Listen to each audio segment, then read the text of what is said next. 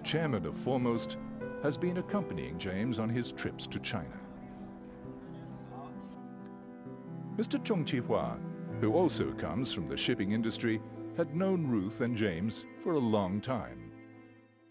Ruth and James were very successful in raising the family, and also very successful for James in building a good business in shipping.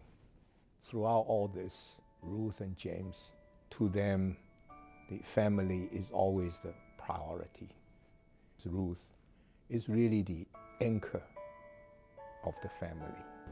我跟他交朋友之后，我就跟他讲了一句话，我说啊，木兰，请你相信我，我会一生潜心的爱护你。这是60年以前我讲的一句承诺，到现在我想的还是好像像今天一样。我讲的这句话，我非常感谢他，他相信了我，所以我有今天。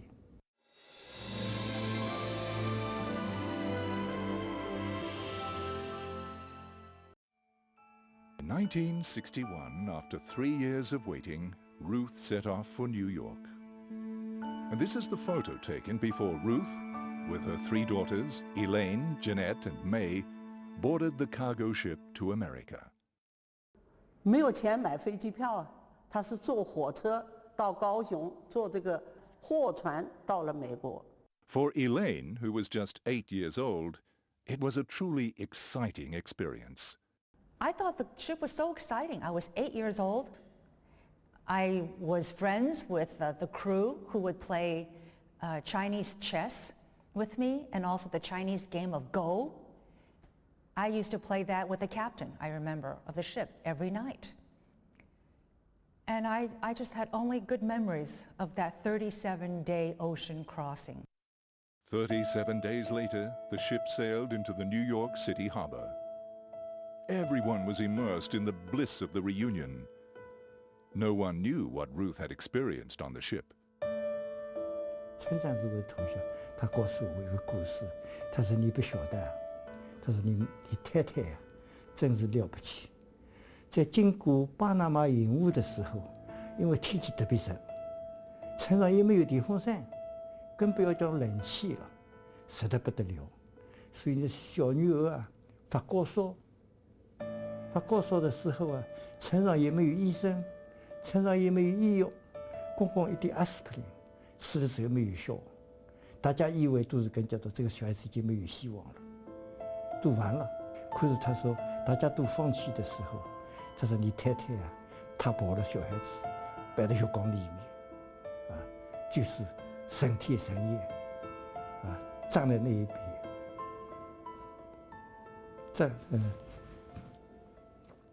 ，I don't have any memory of it, but it's interesting because my mother never talked about it because she was always so modest, and it was many years later that I actually learned that day and night she stayed up, not 1 night, not 2 nights, but 3 nights. And it's easy to do for a few hours, but she did it continuously for 3 days. And she was always so modest because I said to her as a child after I learned about it, I said, how did you do it? And she said, out of love.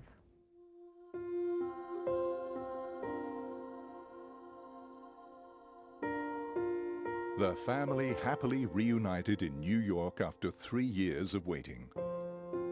Their first home was located in Queens. It was a 1-bedroom apartment. Later on, they moved to a 2-bedroom apartment in the building next door.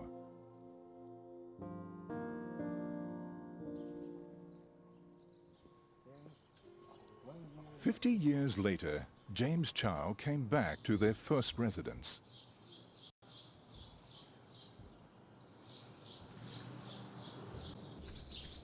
我们当学生的时候啊，还住不起 apartment， 只能给住 room， 住个小房间。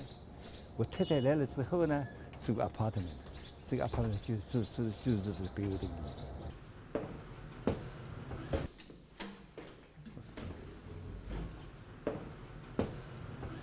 小孩子刚刚来的时候，他们也很兴奋，因为时常坐电梯嘛，所以没有地方玩了，他就玩电梯了。The apartment they used to live in is now occupied by a new immigrant family from Bangladesh. But not much has changed. I'm trying to settle in. Everything was just like yesterday. Hi, hi, hi. Yeah, all the kids living here, 3 kids living here, and myself and my wife living here.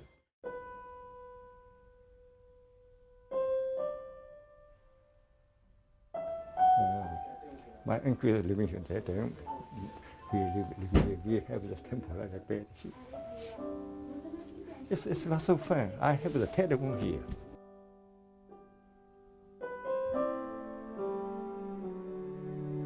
My mother always had a beautiful house. It was neat, everything was well organized, and it was really quite lovely. You know, if there was flowers, she'd have some flowers around, and she always spent a lot of time with us.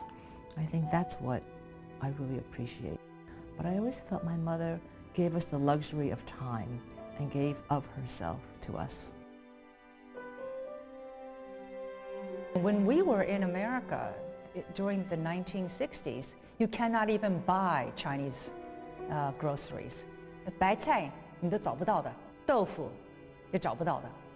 So my mother was able to make all these wonderful Chinese meals. Without these ingredients, I have no idea how she did it.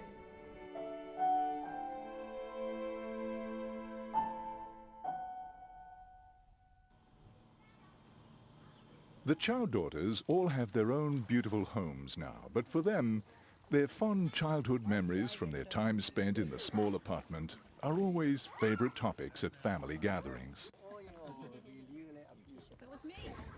Mrs. Cho at that time, as you know, and we are so difficult, but she kept the optimistic spirit.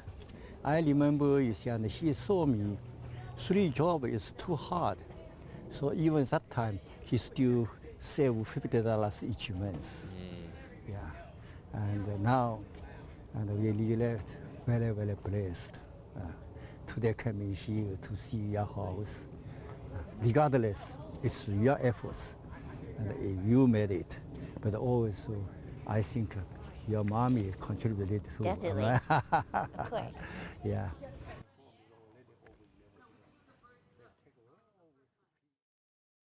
It was not easy for Ruth, but she never showed her fear to her kids. It was not until years later that she revealed one Christmas day when the family was assembled how frightening it was for her to be here in this new country in which she had no friends. And every day, she said, she would watch her husband leave the small apartment we were all living in. And she said she didn't really know at the end of the day whether he'd be coming back. In New York in the 1960s, there weren't many Chinese immigrants around. While the Chow family was settling down, they were facing a completely new cultural environment. Elaine still remembers vividly the scene when she met her teacher on her first day of school. I, like a well-behaved little Chinese girl, bowed deeply from the waist. And instead of appreciating it, the teacher was surprised. She had never seen that before. And then, of course, all the students, my classmates at 3rd grade, they all broke out laughing hilariously. I was terribly embarrassed. I was horrified, actually. As the first generation of immigrants, their culture shock was tremendous. It didn't just affect Elaine, but everyone in the family had to face it every day. When I was little, I mean, there were times when I was teased for being the Chinese girl in the class, or, my name, my last name. And my mother, and when I was little, sometimes, it was hurtful, or it would make me sad, and so I would come home and I'd tell my mom. And definitely my parents were very good about always pointing that out and saying, you come from this rich history. You're Chinese, you have that history in your blood, and, you can raised to the challenge. Don't ever doubt that.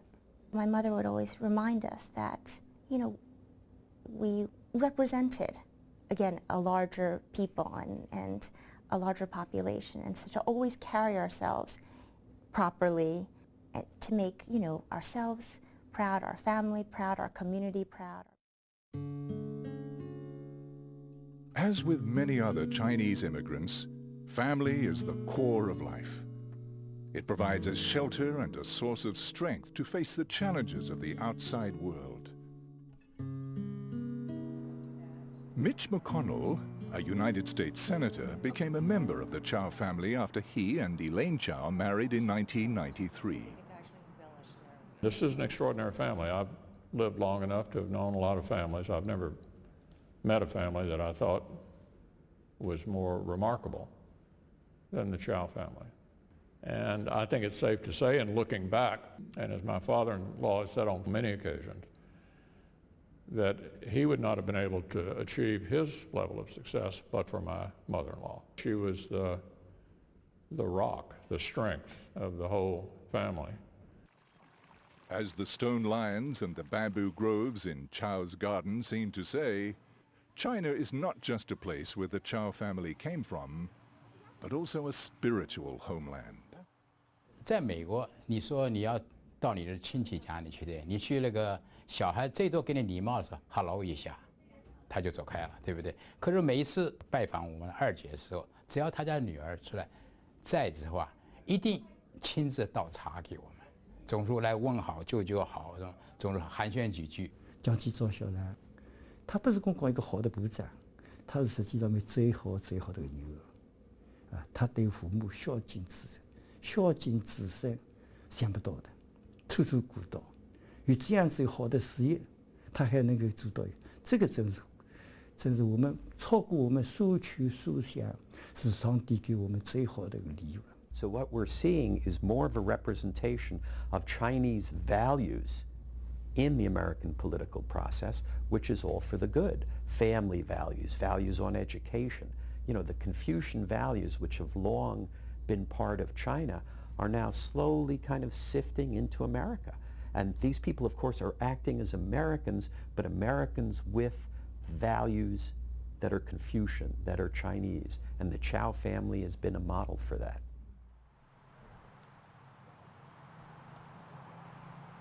And it was Grace, Christine, May, and me, and we repolished the marble floor of the foyer, which didn't look so great, actually. So we had rocks. Remember totally painting these white rocks? Painting white rocks. And putting the snow guards in every year. But those projects were fun together. No, it was a fun. Yeah, because we were a team. That's what Mommy and you wanted. The six daughters certainly weren't raised as spoiled princesses. They painted the exterior of their house and even tarred the driveway together with their father. Every time we went outside, we saw this beautiful driveway, and it gave each of us, I know for me especially, such a sense of accomplishment. In one way, it also gives you kind of the confidence that there's something you're in charge of, you know, and you feel ownership of it. But also that, you know, people are relying on you for it, and you have to be consistent on that job over time. It's really nice to also see the kids all time together, like all the cousins together.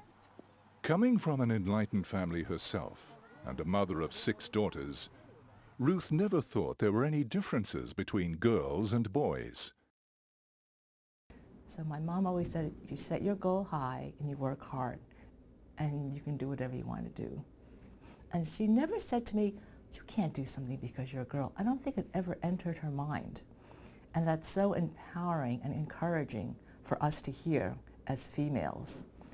And we have had friends and relatives later on, you know, say to the daughters, and I remember one of them, they said, oh, you know, you're such a smart girl. Too bad you're a girl. Chinese folklore has this famous person called Hua Mulan. 我的母亲的名字是朱木兰，那我是小兰。So we always thought of ourselves as women warriors, and that we would make our parents proud, and we would indeed contribute to society.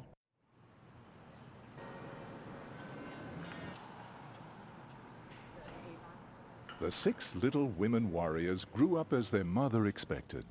All excel in their own fields. 4 of them graduated from here, Harvard University.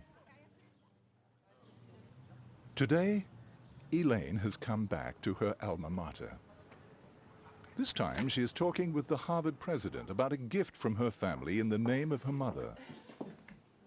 The Chao family is giving a wonderful gift to Harvard Business School, and it comes at a time that is very significant in Harvard's history for 2 reasons. We just finished celebrating our 375th anniversary, but this coming year will be the 50th anniversary of the entry of women into Harvard Business School. And there are 4 Chao daughters who have been students at Harvard Business School. And so a building that they are dedicating in honor of their mother marks the experience of the Chao women at Harvard Business School, but it also comes at a time where it marks an important transformation in the business school itself that took place half a century ago. So we are very excited to have this extremely generous gift from these very accomplished women in honor of a very accomplished woman, their mother, Mrs. Chao. This is the place where the future Ruth Mulan Chu Chao Center will be erected. It's a center that will be the anchor of our executive education complex at Harvard Business School, where 9,000 people come from all parts of the world. What is also very special about this gift is that it's the first gift that we've received from someone who is of Chinese descent, which is a very powerful symbol at Harvard Business School. At the same time, a fellowship in the name of Ruth will also be set up at Harvard Business School to support students from China and the study of China more broadly. This is a school with a great deal of meaning to Elaine and her sisters. 那我是在 C24 C24，是我在那个2楼的。对，那是我第一次来的时候，我觉得是对这个地方好漂亮，可是我是蛮紧张的。